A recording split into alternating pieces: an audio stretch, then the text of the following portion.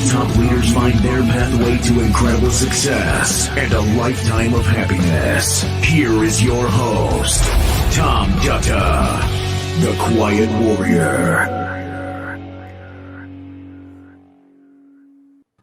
All right, everybody. Welcome to the Quiet Warrior Show. It's Tom Dutta here. That's Dutta like butter.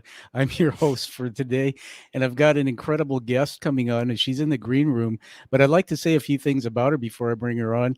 You know, on the Quiet Warrior Show, we're live streaming everybody. That means you're peeking into the studio of the taping of what will be a podcast and a YouTube video premiere. This one's very special to me. Let me tell you about Susan Landers, MD. She practiced full neonatology, the intensive care of critically ill, premature, and newborn infants while raising 3 children. And one of the reasons why this caught my attention is I realized that from my mom's stories, I was born premature. And so my radar went up. And secondly, she talks about the children that she saved and sometimes the ones they couldn't. And through my lifeline, we lost a little one to Down syndrome. So I really got into her book. We'll talk about that. She's worked in academic medicine on the faculty of 2 medical schools and in private practice for many years. She's worked for the American Academy of Pediatrics as an expert in breastfeeding medicine, writing policy and teaching at national conferences. She's been interviewed by many news outlets about her work using donor human milk in the NICU and her work with the Mother's Milk Bank of Austin. And she lives in Austin, Texas, and you're going to see in a minute that she has a pretty nice view from her temporary office. So welcome to the Quiet Warrior Show, Susan Landers. Oh, thank you, Tom. It's such a pleasure to be here. You can see the beautiful live oak tree behind me. I see that. And you know what? I had the pleasure of my show. I'm in Vancouver, British Columbia, Canada. You're in Austin.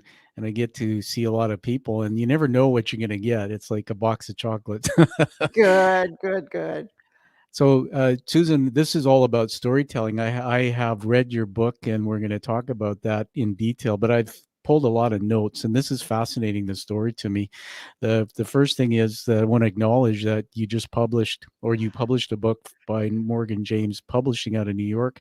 We have a common thread sharing the same publisher. When did that happen? Yes. The book was published in September of this year, so just recently. Fantastic. Hold it up there. Let's take a look at the cover. See if you can hold it up for us. Look at that beautiful cover. Everybody, the title, So Many Babies. Thank you, Susan.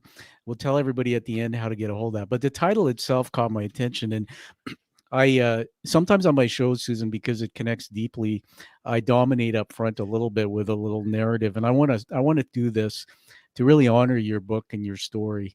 I want to see your expression as I read this. And so everybody, let's get right into it. This is the opening, what I call the opening scene behind the curtain. And the big question that came out of this for me was why? Why would you go into a career like this? Let me read it. During lunch, I holed up in the neonatal conference room library and reviewed the outcomes of all babies born at 23 weeks gestation at our hospital in the prior 2 years, 1981 to 83. Only 2 of 12 such infants had survived, and those 2 had severe complications. They were expected to grow up with major developmental disabilities. I eagerly, and then she went on to say later that evening, his nurse helped me turn off and disconnect the infusions. Now, this is a real situation unfolding, everybody. We carefully loosened the tape on his nose and upper lip, and I removed the breathing tube from this precious little boy, a fetus, really.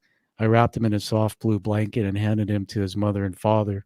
His mom sat comfortably in a nearby rocking chair, surrounded by stuffed pillows, her feet propped on a low stool. Dad sat very close by. This was the first time she held him since birth. Mom lifted him up, wrapped him in his blanket for a kiss. Both Mom and Dad cried and spoke gently to him. I wish that I could remember his name. It was obvious that they loved and wanted him very much. There were no other family members available, so I asked if I could sit with them and was honored when they agreed. He seemed comfortable in their arms while his mother stroked his little hands and face. That evening, I sat there with that young couple, watching them hold their son, loving him and saying goodbye for 3 hours. It was heartbreaking. I kept thinking, what if this were my husband and me? Would we be doing the same thing? Gradually, his weak breathing stopped, then his heart rate slowed, and finally, his heart stopped beating, and he died. Oh my goodness. I know this is emotional every time you hear, but hearing your own words, take us into the story. That moment in that room, and you spent a career saving little ones, and unfortunately experiencing some of those setbacks. What was that like? This was my first year on faculty at Baylor College of Medicine. I had been trained in neonatology, 3 long years of training after pediatric training. So I thought I knew plenty about saving tiny babies. It was 1983, before we had artificial surfactant, before we had very good means of artificial ventilation of these tiny babies. And this young couple approached me on day 2 of their baby's life and said, "We do not want this to go on. We have been told that the outcome will be horrible, or he will not survive. And we want to take him off the ventilator." And I said, "Really?" Because it was very unusual for parents to want this. I did the research. I talked to my senior partner who was on service with me. He discouraged me from doing this. He said, "This is not a good idea. You should tell the parents to press on." I took this case to the hospital ethics committee because I was so conflicted. Should I do what the parents wanted? Were they correct? It was their son. He was my patient. It was a rare set of parents who felt this way. I took the case to the hospital ethics committee with lots of wise pediatricians, intensive care doctors, a mom of a cancer patient, hospital chaplains, and they heard the case, and they heard about the parents' wishes, and they voted unanimously to oppose parents' wishes. And so I took the baby off the ventilator, and the parents and I allowed this little guy, this little darling, their much wanted little boy, to die of his extreme prematurity. That was their right. That was their decision. And as their baby's physician, I wanted to be there with them. If I couldn't heal him, I could at least be there with him as he departed. And I've done that forever. Anytime I lose a baby, if I'm in the unit, I sit there with the parents. That's amazing. Support them. Susan, thank you for sharing that. I can tell by just the expression on your face that each time that those memories, they are difficult memories to share. There's a silver lining. And I said up front on the show that I was a premature baby. I think it might have been 8 weeks or so. It wasn't certainly as long or preterm as some of the stories. But everybody, this book is amazing. The book Susan's talking about is So Many Babies, My Life Balancing a Busy Medical Career and Motherhood. And I got to tell you, Susan, that one of the things that I honor you, and this book changed my life in one way, is that I was a premature baby, yes, but I never really stopped to think about what that meant or what really went on in the hospitals, in those areas where you did this amazing work. I'm just going to read one more little story here, just because I really want to drill down and make sure get the audience to feel this. This was the first experience informing death to parents. I'm just going to read this out. Her baby presented with full-blown Group B strep septic shock. And by the way, everybody, all these terms and things, I learned a lot medically about premature babies. It was fascinating. We resuscitated him one Saturday morning, placed him on a ventilator, gave him the fluids and medicines he needed, and hoped for the best. As usual, his infection was so overwhelming that our intensive care techniques made little difference, and tragically, this nurse's baby died the next day. This was my first experience of informing parents of their baby's death. I'll never forget sitting in a mom's hospital room, giving her and her husband the horrible news as all three of us cried. My goodness. How do you prepare yourself? I know you've done this for a long time, but how does one prepare themselves for that? What I've always physician is talk to parents in a way that I want to be talked to. I always imagined that the things that were happening to babies could happen to my own child. And I just let them experience either the joy of recovery or the pain of loss and death. I think it's the healthiest way to be a physician, to be with the people that you are healing or not healing in the case of a dying baby. Thank you, Susan, for sharing that. It's interesting because everybody, I'm just referring to notes. So a little tip to those who read books, if you read it on something like a Kindle reader, the digital copy is what I actually bought and have read, Susan, you can actually highlight things and then print it out. So I have a ton of notes here I've taken from this fascinating book. And so we're going real and deep here. I want to honor one more thing you just said about this could be your own child. Apparently you had a child, David, and it was unexpected and he was premature, right? So tell us about that. I went into preterm labor at 24 weeks. So this was 1984. And 24 weekers didn't do very well. I was in the hospital for 3 weeks, terrified, absolutely terrified that I would be a mom of a tiny preemie in the NICU. Thank God, with antenatal steroids, which lots of moms get, and with good care for me, I did not have a baby at that stage. I was in the hospital for 3 weeks. I went home for another 6 weeks, and we had him 1 month early, not 3 months early. And he was fine. And he's still fine to this day. He's a feisty cinematographer. But oh my goodness. What Tom, the experience was that I felt so helpless in that bed, in that hospital as a mom, fixing to have a premature baby. I was terrified. I was helpless. I was scared to death. That experience helped me be able to talk to the moms and say, I know you're terrified. I know what this feels like. I've been there. And it would sometimes, you could see their shoulders soften. It would go, really? You understand? And I would go, yes, this is horrible. This is scary. Let's talk about this. Let's make sure you understand what's going to happen when your baby's born.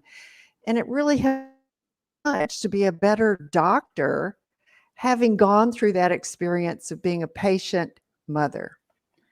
Oh, thank you for sharing that, everybody. That's a teaching moment on the show. I mean, Susan had to go through this fear of having her own premature baby. They say, Susan, that when you're in rapport, it means that, very quickly the other person says, you know what, she's just like me. And I think it's a gift. Sometimes God puts us into situations and we learn later what the reason for that was. So that's really amazing.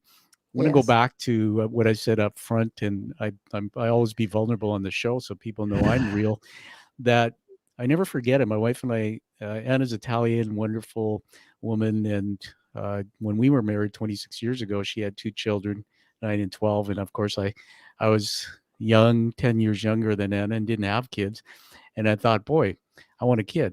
So we had our first, and I was super excited, and it was supposed to be little Tommy, and we lost him. Unfortunately, widespread Down syndrome. And I never forget, this is where your book really hit home for me.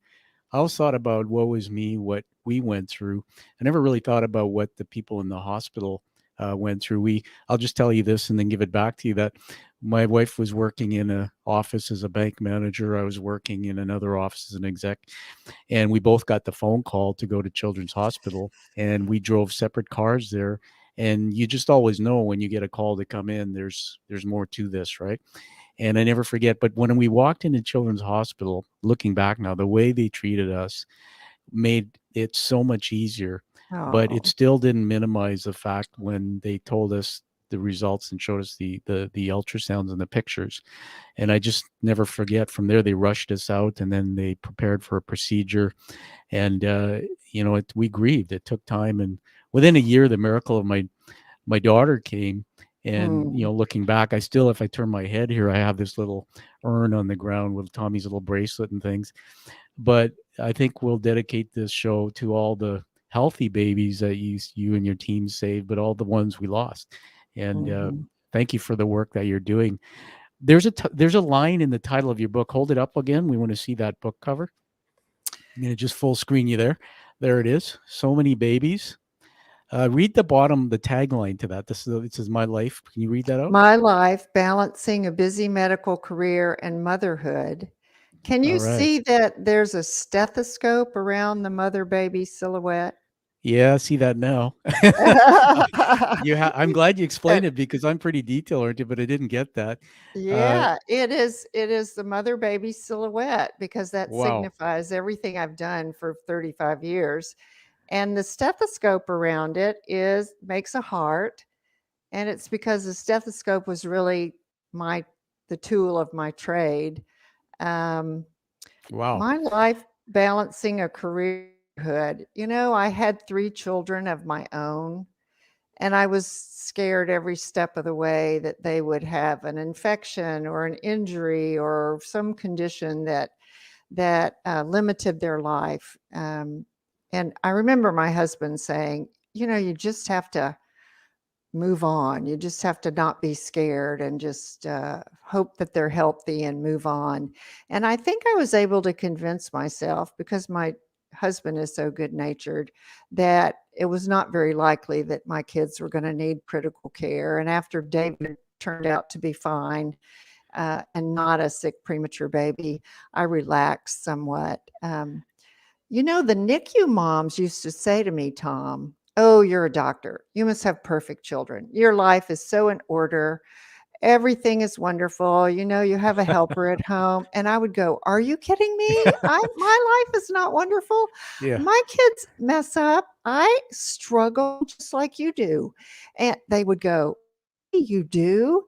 And so what I wanted, the stories in the book, the stories about my being a mom, I wanted those stories to speak to regular moms. Yeah. Because they would tell me that they couldn't believe I struggled when the kid was sick. Who was going to go to the pediatrician? How would I not go to work? That I struggled when the teacher called, "Got to talk to you about your son because he just threw a pencil at someone."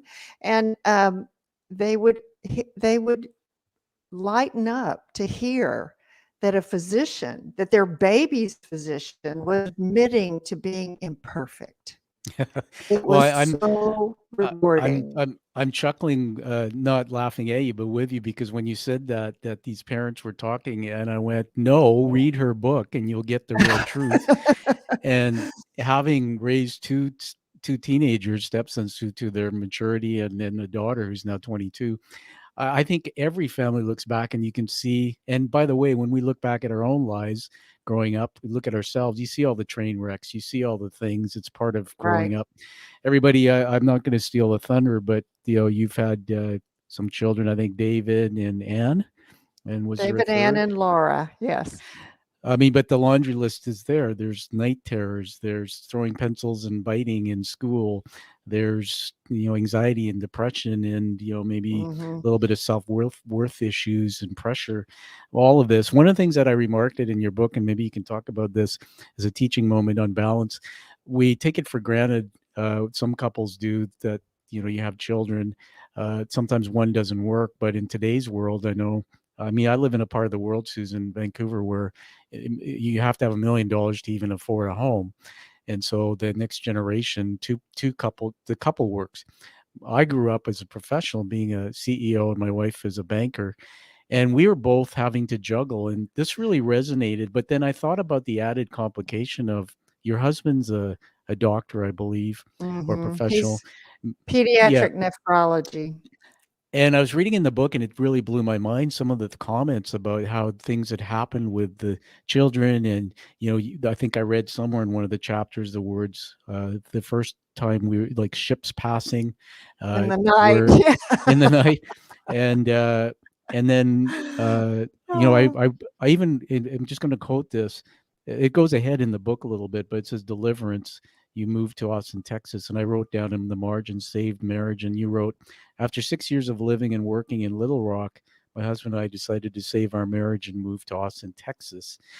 So the pressures of being professionals, one thing, but when you talk about all those stories in the book about what you saw and coming home with your own emotions, it started to seep out into the book. And this is where I want to honor you. I love you and your story, that you became very vulnerable and real to me, because there are a couple of times where you talked about how, maybe you yelled at your children because you're under this stress.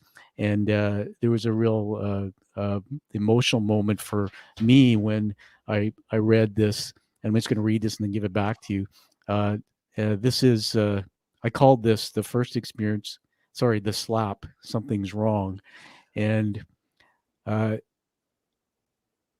just going to jump into the paragraph, page 44 of the book. Something. It was something me to admit that I found myself slapping his little legs hard over and over again. I was horrified.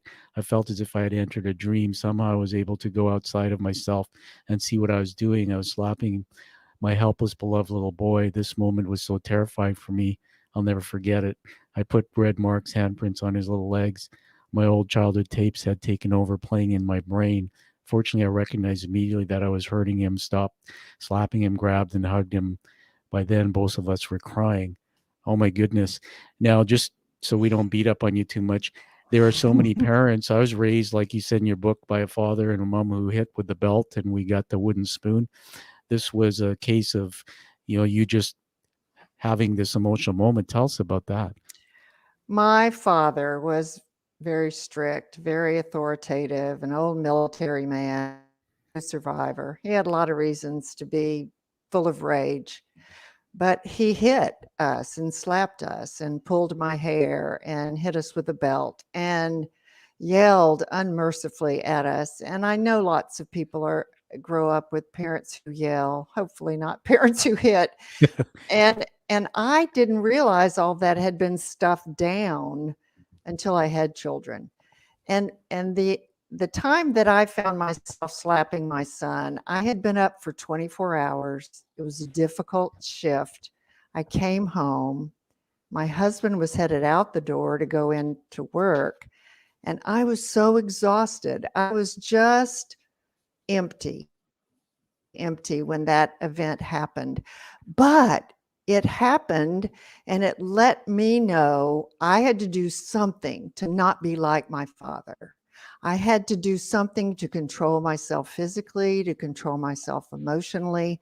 I was not going to do that to my children. And I started in psychotherapy, and I have been in psychotherapy on and off my whole career, because I did not want to injure my children in the way that I felt I had been injured by my father. And I had stuffed it down for so long, I guess I didn't realize that all that rage could come out, or physical abuse could come out if I was stressed and exhausted. And so I worked on it. I really did. And I think people who are raised up in the wrong way need to admit that. And it's okay to admit that, because many of us were yelled at as kids. Many of us were unloved as children. Yeah. Listen, thank you, everybody. This is a teaching moment. You're really getting to a level in my heart here. I'm going to share a little bit more with you. Usually, I was going to play this little video a little later, but here it goes. We're going to give you a fireworks display there for what an incredible piece of vulnerability and teaching moment. And so I've told you that I've written a book, and I'm, at some point I'd like you to read part of it. It's about my life growing up, but you may not know, but my life, my father was a commanding officer in the British forces. He was born in Fiji, but we came to Canada and he stayed in that. But he also became a very bad alcoholic, and he was violent when he drank. I have two brothers, but I used to tell my BS story and say, woe is me. But I would say I was a black and blue baby. So you kind of get a picture. Ooh.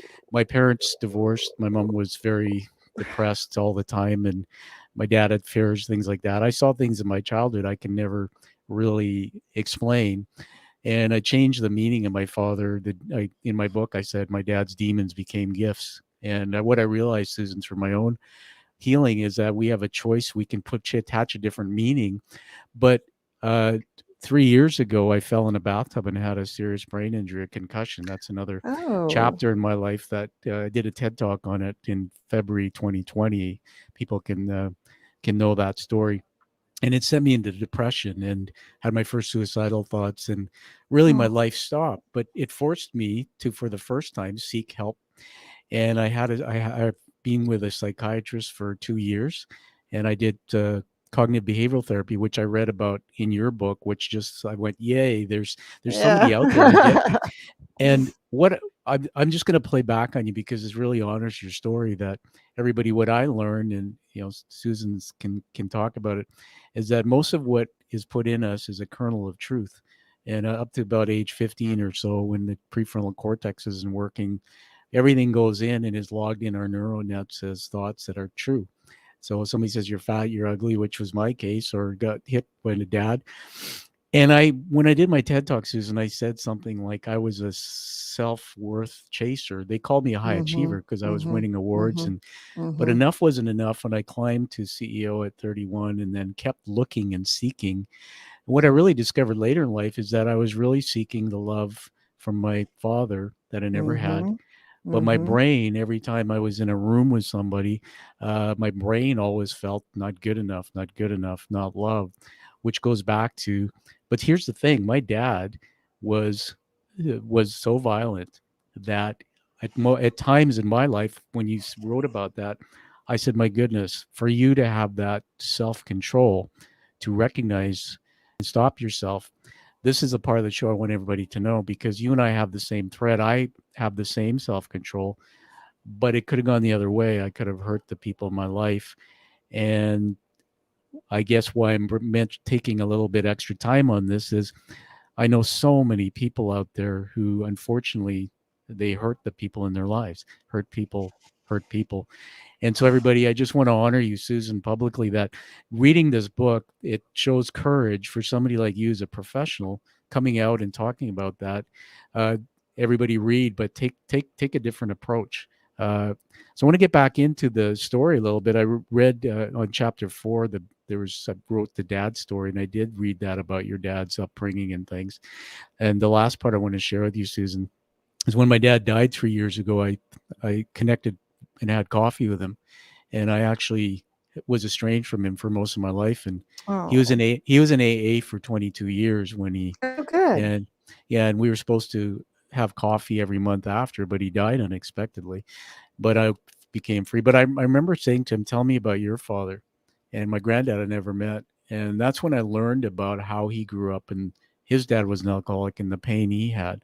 Yes. So everybody, I just want to say, Susan, that I learned through my whole experience that many of us, we're not really who we think we are. And we're seeking for the truth, and we're really somebody we're not. So let's go back into your story. So here you are, and you're in this career, and all of a sudden things started changing, and you started experiencing some personal signs of what you wrote as burnout, depression, just from balancing all that pressure of the career and raising family. What was the beginning of that for you? The first point at which I realized that I was overwhelmed was actually what people called postpartum depression. It was after the birth of my third child. I had turned 40. We had moved to a new city. My husband had a wonderful job as division chief and vice chair of the department. And I had a job just sort of being an everyday neonatologist, but it was way too much work, way too much call. I took a month or two to find, we found the right house. We found the right schools. We lived in a great little neighborhood. I got to know people and new teachers. And I thought I was ready to be settled in, but with 3 small children, breastfeeding my young and working busy schedule, probably 50, 60 hours a week, taking night call twice a week, I went over the edge. And I became depressed. I became very depressed. I can't believe that I was able to work during that time. But a friend of mine who was also a critical care doctor said, I think you're depressed. Of course, my husband noticed it. And I sought therapy then. And I had another good psychiatrist who said, what's going on here? I described to him that I was like the guy on the Ed Sullivan show who and spins plates on a stick. And I was on stage and there were all these plates. And I was rushing around, spinning plates, trying not to let anything break. Nothing could fall. I had to keep everything going. All 3 children, husband, job, friends, work, this project, this project. And he looked at me and he chuckled. I was going, what the heck? Why are you chuckling? He said, take down some plates. And I went, what? And that is exactly what he helped me do. I started examining all the priorities in my life, and I took down the ones that were not important. And I continued to spend the ones that meant the most to me. It was a miracle. I mean, this man, that metaphor must have touched him, and it retouched me in a way that I finally got what my issue was. I was doing too much. I was trying to prove myself. I was trying to be good enough as a mother, as a doctor, as a friend, as a wife. And I injured myself in that process. And he helped me unload some of those things in which I was struggling myself. Like you said, to prove my self-worth. Yeah. And when I decided to focus on the things that matter to me, I got better.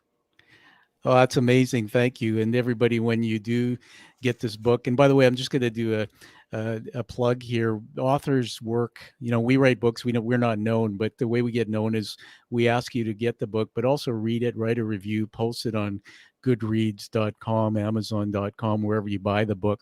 That's how we get known. And Susan, this is such a deep part of the story. And again, honoring you for your vulnerability, but I say hiding in the shadows. When I was as an executive myself, I was hiding in the shadows at the top, running companies with anxiety, worry, sometimes depression, because it's lonely at the top. There's nowhere to turn. And somebody explained it to me this way, and I just want to visualize a 1-ton red truck. My father-in-law, being Italian, grew up herding sheep on the mountainside in World War II, my wife tells me, and he had this red truck, one of these old 50s Chevys. But our brains are like a 1-ton truck, and unfortunately, when we're born and as we go out into school and then careers, the capacity is only so much. And then we have children, and then we have high pressure careers. And of course, I want to just read something here that you wrote in your book, page 95 from the Kindle. Hyper responsibility and tendency towards perfectionism set me up for continuing disappointments in my new job. Looking back now, I must have made up my mind to not like it there. I was trying to stay afloat professionally and failed to realize how to help my children. Clearly, my sense of balance between medicine and motherhood was unstable. Everybody, when you read this book, you're going to see so many other sides to this story that we haven't mentioned. For example, you started the milk bank. You and your team established some procedures that actually saved more infants. This is a lady who has accolades and experiences, award-winning, many of them could be. But here's the thing. Going through life feeling I'm not enough because of the way your brain was programmed led you down that dark path to keep seeking and keep climbing until you hit the wall with that depression.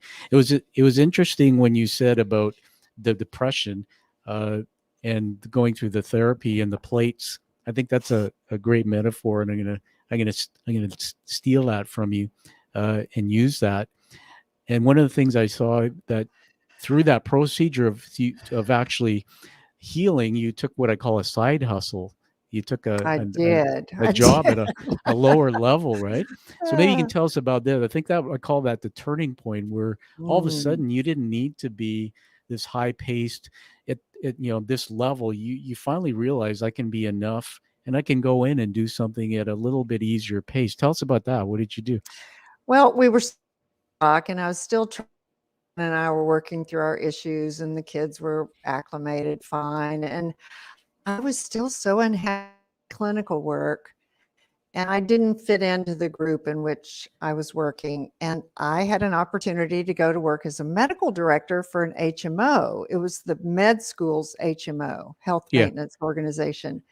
And I thought, oh, this will be great. I'll be a physician executive. I'll be able to make all these big decisions and money and finances. And I took the job, and I did that for 2 years. I got quite a bit of training as a physician leader, executive leader. And I really felt like I was on the wrong side of the fence, so to speak. I really felt like my heart was being a doctor, being a healer and a helper. My heart was not in, and telling people it costs too much and saying, well, we really can't do that. You got to follow this exact guideline. And so we decided, that was my side hustle, being a medical director of an HMO, but we decided to change everything and move to Austin. And we both got brand new jobs. We both left academic medicine and went into private practice. And both of us had very successful careers from then on. Working in private practice, my husband organized a specialty pediatric group and helped found and create Dell Children's Medical Center. I joined a neonatology group with 9 men. That's a whole nother story. I was the only female in an all-male group. And Austin turned out to be a perfect place for us. Now, there were ups and downs with the children and new schools and whatnot. But it was the place both of us had the professional ability to be ourselves, to not feel like we were a misfit. And so I really my husband deserves a lot of credit because he is so calm and so flexible that he was willing to make a change so that our family could be healthy and our marriage could be healthy. I just implore professionals to try to work through whatever is going on when they get imbalanced. We all go through time balance. Somebody's doing more work, somebody's more stressed, and we've got to recognize those times and work as a couple and be parents as a couple and share our fears and our concerns. And that's what we did. And we made it through. We've been married for 38 years. Yay, another fireworks. 26 here coming up. So we got a few more years. You're obviously mentors for people like us. One of the things I wanted to just acknowledge, everybody, teaching moments galore there, that this is almost like I wrote these notes down on my paper here, that there's like a full circle. And, it's funny, Susan, because I studied a lot of the narrative behind the hero's journey by Joseph Campbell. That's really the background of my show. And it's a mirror to my own career. It's almost like, all right, I'm not saying your story is mine, but we're connected by a thread in our stories. That's what Campbell says. And the threads in yours are raised by a militaristic taskmaster father who did love you, but he drove you. The attention you got was when you achieved and when you did these things, went into life and was programmed that achievement is the way to feel good. Continue to achieve and achieve and achieve, really not realizing or thinking you're good enough, overachieve, burn out, come back down. But you had the ability to go and get some help to sort through that. And I think what I admire about you and your husband is, in my book, I wrote a line, 90 days or live the life that you deserve and desire. That when I was at that top level, traveling all the time, orphaning my daughter for 5 years, being on an airplane, and I had a good paycheck and we had a great lifestyle. But part of me got to that point where it's saying, like, why am I doing this? I'm not happy. And I believe, and you can correct me if you differ, that sometimes we place ourselves, it's our choice in the situations, to please somebody else, not for who we really are. I know many people like you who have all of a sudden shifted their careers and they're extremely happy with the shift, what they've created, but they've created it so they can have a life that they want, a healthier life. So I'm going to give it back to you and just ask you to comment on that last piece about, here you are, you made this complete life change. And how is life today, having been through now on the other side?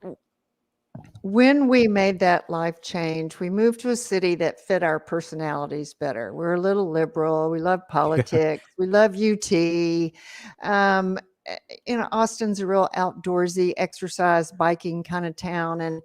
And we love here. We were so happy to get our kids back in public schools. We were both graduates of public school education. But when I moved into this private practice, the first few years I was adjusting to working with all men. They ultimately hired quite a number of other women neonatologists. And I talk about how I sort of brought them into the way of thinking about families, but they were all good husbands and fathers. They just had wives that stayed at home and took care of them. So it took them a while to understand what working mothers needed at work. Yeah. Anyway, I was challenged by falling in love with something, and that was breastfeeding medicine and human milk banking.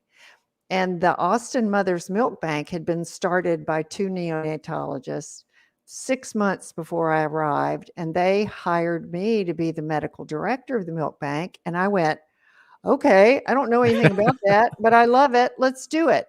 And so I served as a medical, and I learned all of this information about human donor milk. We did research projects. I presented those at meetings, and I became an expert in an area that I love, breastfeeding medicine. I always helped the moms in the NICU that were struggling with breastfeeding. And there's no worse place on the planet to try to breastfeed than in a NICU, because your baby is sick and you can't pick them up and hold them and you need help. But anyway, and so I felt like I had this whole new career. I was still a neonatologist. I still took care of sick babies in a NICU, but now I was doing research and writing papers, and I'm still academic, even though I was in private practice. And I had this whole new area of expertise, and it was so fulfilling.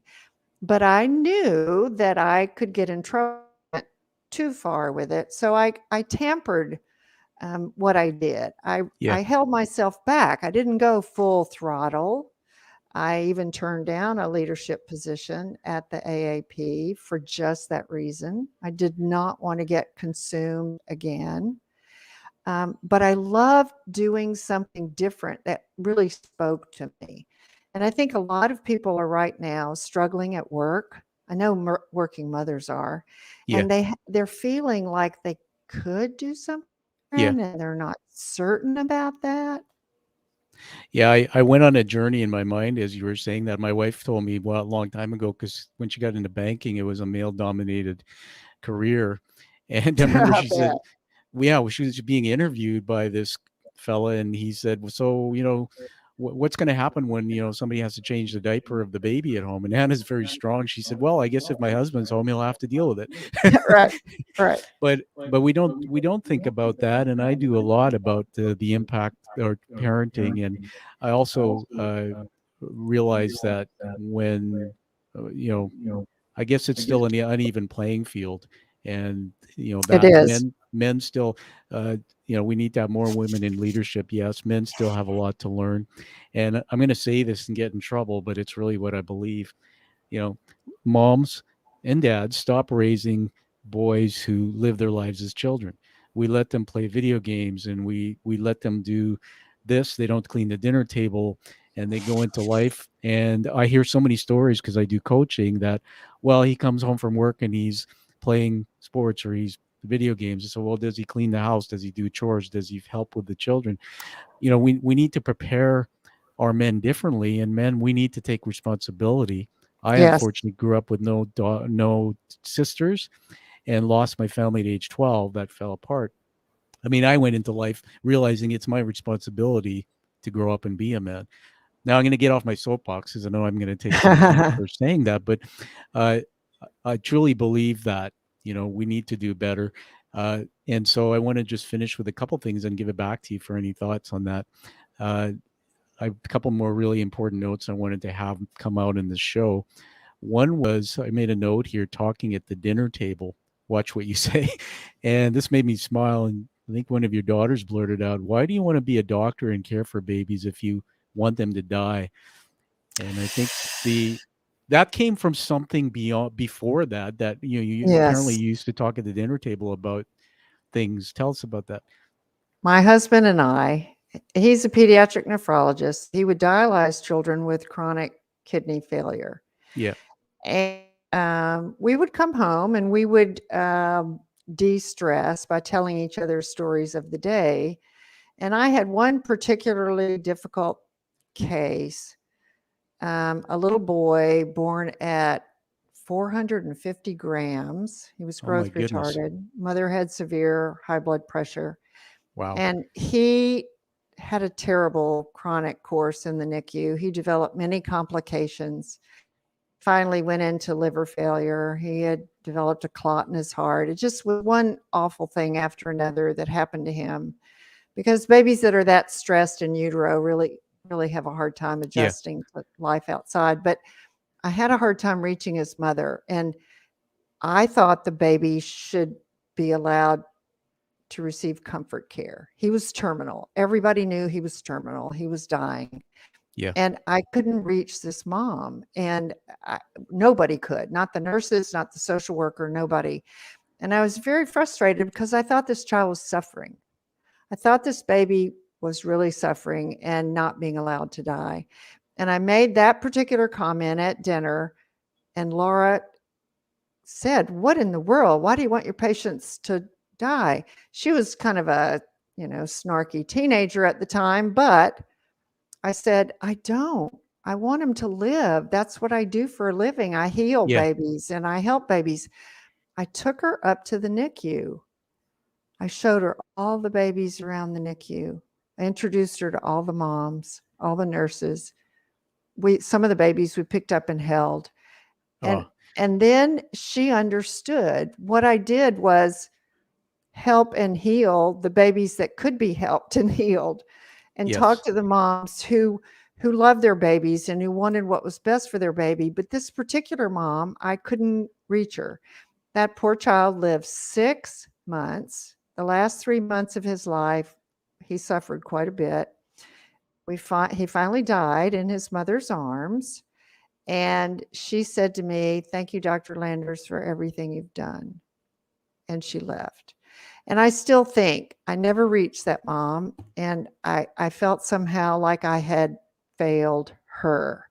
Yeah. Not the baby, but her. So the example is, watch what you say at the dinner table. Your children are listening. Your children do need to do for a living. It's very important that our children know what we do when we leave the house and go to work. They need to know how we contribute and whether or not we're good at what we do.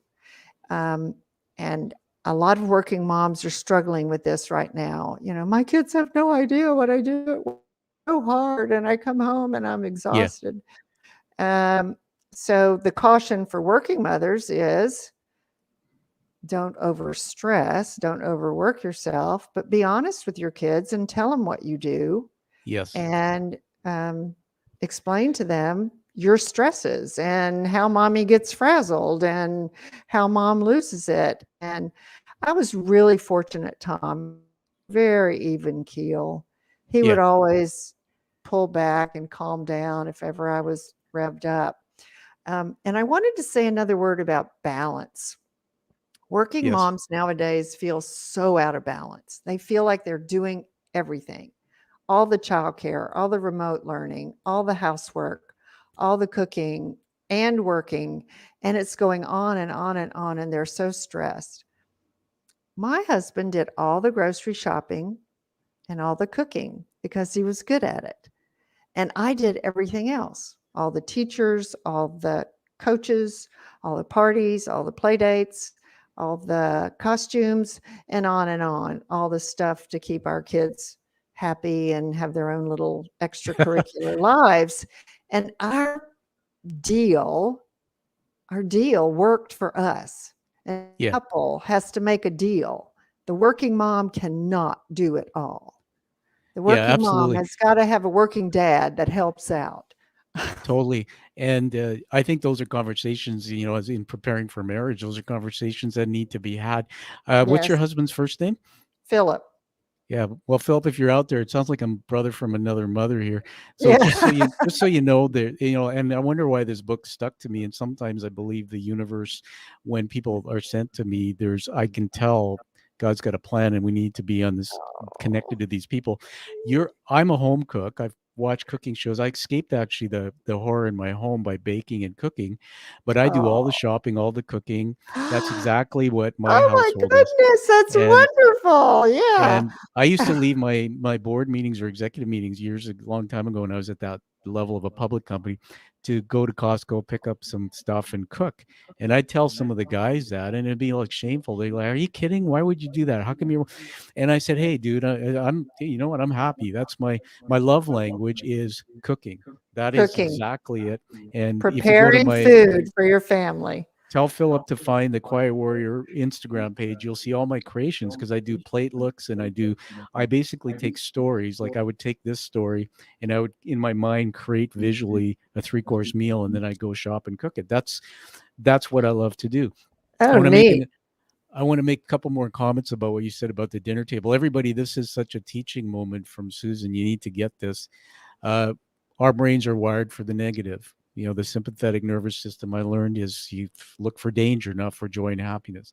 So what do? We come home and we sit and we bitch and complain about our jobs because it all builds up. I grew up only hearing at the dinner tables until my parents split all the things that were wrong with careers. And I remember my mom and dad would be screaming and yelling or arguing or talking about adult stuff. And I hear my mom say, "Oh, the boys," because if there were 3 of us, she'd say things like, "The boys won't understand." Yes, we will. And later in life, student, this is the important thing about what that meant to me is if we sit at the table and we're talking about things, the children's brains takes it all in. There's no filter and wires it as truth. So if mom says, she's trying to put a baby out of their misery and take them she doesn't want to, she's trying not to take they don't have rational use of the brain. So the brain's like, I'm confused. Mom apparently goes to work to save babies, but she's saying how this. And so what we need to do, everybody, is we need to really balance that. And thank you for giving that gift in your book. I remember later in life, Susan, the biggest root of most of my pain and trauma were things that started coming out later in life that were wired into my thought patterns that my parents said that I thought were true, but they weren't. And there's a lifelong of therapy to unravel that if you come from some of the things that we do. So thank you for that. The last one, and this is really, and then we're going to honor you with some awards. This one really hit home and it was fun. It's out of the Good Enough Mother, chapter 19. And I'm just going to read you something here. And I'm going to ask you to answer the second part. It says, I was a bad mother. It took me nearly 3 years of therapy to learn that was my part in her struggles. And so in other words, here you are feeling that you underserved and you weren't a good mom. And then somebody asked you a question. The question was, are you the way you are because of your mother? So to help us understand it, because it's such a big learning point. Oh, this was so huge for me. My 3rd child was going through a very difficult teenage experience, very rebellious. Oh, just skipped school, wrecked cars, got tattoos. She was awful. I felt like it was all my fault. What had I done? And I actually slapped her. I lost it. And we were having a fight and I slapped her. And that's when I went back into therapy. That was 2008, 7 or 8. Yeah. And I was working. I'm a bad mother. It's all my fault. My kids are messed up because of me. This one particularly, somehow I screwed her up. The psychiatrist said to me, "Are you the way you are because of your mother?" And I thought, and I said, no, I'm the because of what I do and what I believe in and my values and my friendships and my marriage and my work. And she said, "Well, then why do you think you are the cause of the way your children are?" And I went, whoa, you're right. That my children are their own people. Exactly. I interviewed. I hurt them, but I'm not the cause of who they are. Thank you for sharing that. I wanted to make sure we captured it. I interviewed a psychologist few months ago, and she said a woman has only one job, or my mother had only one job, and that is to pop me out. And then after that, everything else that happens is not her doing. And this was a Oh, this applies to men too, by the way, because I yes. experienced a lot of guilt and some shame, feeling I underserved my own daughter in parenting her, and guilt and blah blah blah. But this is a really important point, everybody. You are good enough. Susan was born golden. She's good enough. She did the best she could with what she had. And if your children become train wrecks, the good news is this too shall pass, but it's not your fault. You did all you could, and they have to look after themselves. So now we're going to have some fun and honor you as we wrap this up here. I've been waiting for this. So I'm going to full screen you. Show us the book again. All right. There it is. Whoops, So many there it babies. is. My life balancing a There we go. medical. Yeah, perfect. My life balancing a busy medical career in motherhood. Susan Landers, MD. All right, that's great. So now we're gonna show you. I'm gonna surprise you here. So we're officially launching your book review. So it's gonna cover us up for a minute. I'm just gonna post it here. All right, there it is. I've written this review. And people can go roller coaster ride. I won't read it out in detail, but it'll be in the final production of the show. Everybody, I've given it a 5-star. It's an amazing book. You need to get it and read it. You'll find this on the Amazon. It was posted December 5th, and we're going to do some fireworks for an author who's brought everything into a book that I think has the potential to change the world. So congratulations on Thank you. Hang on, let me get rid of that. It doesn't want to go away. It's so excited. There it is. Just last night, a nurse friend of mine said, I'm just curious. She said, look, I love your book, but I just want to know why were you so honest about everything? I said, I just figured there's a lot to be learned in this kind of life, and being honest is the only way to get That's it. right. And understand it. And she said, oh, okay. I said, I don't have anything to lose. I'm retired. Help other people. Here's the thing I want to say to that person, and it's a positive that I'll be honest with you, Susan. It took me a long time as a leader to learn this, that most people don't want to be vulnerable. They think it's a weakness. And most people have egos. I say, check your ego at the door before you come on my show. And you wouldn't believe how many people I turn away from my show because they show up talking about how great they are and all their awards and what they achieved. And I'm looking at them going like, that's a bunch of BS. There's no way that life is a straight line. And here's the part that of my response to that wonderful comment, because it's inspiring to talk to, that when I look at somebody like Susan and I see the truth, she's real, I believe her, and I'm inspired, and I want to take action and follow her. And so that's the difference. So for all those doctors out there in the shadows who maybe feel, geez, if I tell the truth, they're going to think I'm weak. Actually, if you tell the truth or you become vulnerable, it's a strength. And in the business world, especially if you teach CEOs at the top of business how to lead their teams, all of a sudden people go, oh my God, where'd that guy come from or that gal? Now I can maybe follow them because they're stopping the BS, because life's really not like that. Right. We're going to, good for you. And so now we're going to induct you into the Hall of Quiet Warrior Tribe. By the way, this was the proof from Amazon. There's the review posted. This is your first international Canadian review from what I can see. Oh, yeah. So you'll see it at amazon.ca. That's where you'll find it. So I'm going to full screen me for a minute as we wrap this. So you see in the background there, Susan, there's an image on my screensaver. Purpose, action, life. So that's what's called a challenge coin, and you might know about these, but challenge coins were created in World War II, and they were carried by soldiers in their pockets.